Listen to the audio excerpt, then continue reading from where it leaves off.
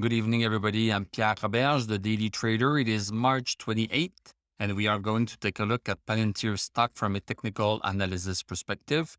My goal in doing these videos is to help you understand how you can use technical analysis to make better trading and investing decisions.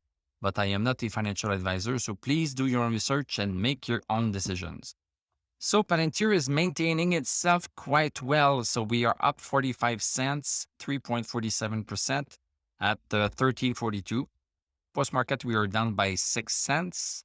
So let's look at what we have here. We are really hugging this resistance here. We have been hugging it for the past 5 days, very close to it. And on Friday, it looked like we started to come down a little bit. But now today with this move, we are right back on that resistance. So we have a hard time breaking cleanly above it. We are barely above it. It does not count as much as when we really break it for good. Let's go see the 1 hour chart.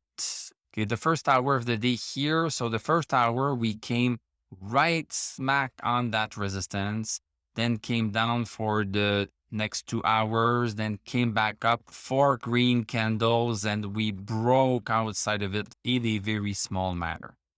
In terms of indicators, just for fun, indicators on the 1 hour chart. So that looks pretty good. Stochastic at 96. MACD broken over bullish. So this is nice to see. RSI climbing and DMI is also green. So nothing bad to say about this. On the daily chart, the stochastic at 96, so higher than our threshold of 60. MACD, we had MACD crossed over a long time ago, and we are very close to having the orange line over 0. So that will give us a second green thumb up. RSI is still climbing and still on trend on this increasing trend. And DMI is very close to crossing into the green.